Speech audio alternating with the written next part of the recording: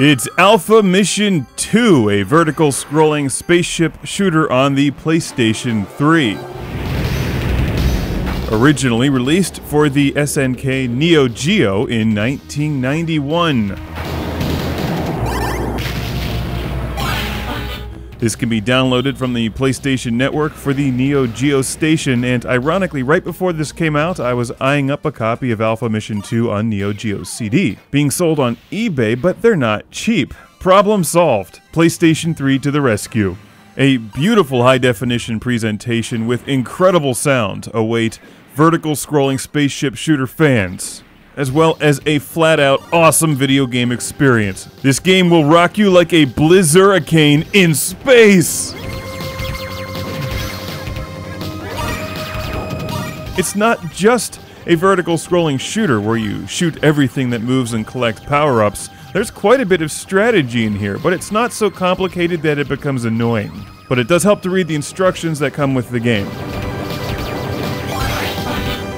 Extra points for Soundwave telling you when you've finally earned a weapon power-up that you store in your weapon power-up arsenal, which you open using the C button, as you see on the top left of this screen, but you don't want to pull those out until you really need them. They're called armor, but they're basically special weapons, and they don't last very long. And to earn them, you have to collect the pieces in order. Also, watch out for weapon power-ups that are purple. They're actually negative and will reduce the power of your weapons. This game is tricky in a really fun way. That's its charm. And if you're into this genre, once you start playing Alpha Mission 2, it will hook you quickly. Since we're not playing the game right now and worrying about dodging enemy fire, note the details in the background. This game is packed with motion and things moving and spinning and grinding in the backgrounds, and the music is equally good. SNK is known for the detail in their fighting games. Well, here's detail in a spaceship shooter, equal to what you'll find in some of their best fighters.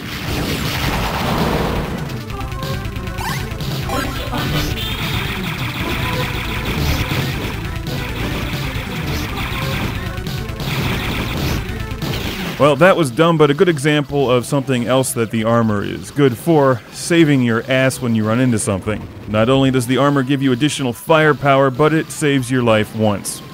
So it's quite valuable. And I like how you can basically collect armor throughout the game. The better that you become at Alpha Mission 2, the longer you'll hold off using your armor. As you might imagine, the later levels become much more challenging. You may have also noticed that I've been collecting G power-ups throughout the game on the bottom left of the screen. You'll see the number that I have. That's money, and you spend that to buy new armor in between levels.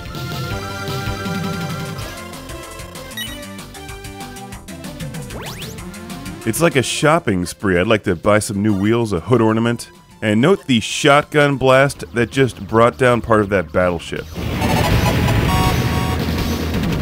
Terrific weapon power-ups in this game, and I like all of the details on the battleship, like the pipes and wires and spinning lights. It's got a very specific style that definitely screams Neo-Geo.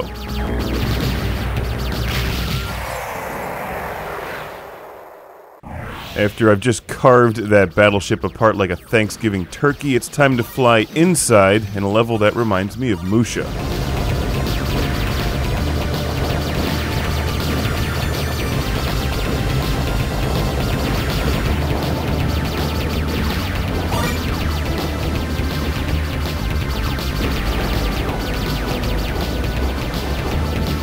Note that your missiles don't fire very quickly at the ground targets either, giving an added level of difficulty to Alpha Mission 2. Too much to love with this game.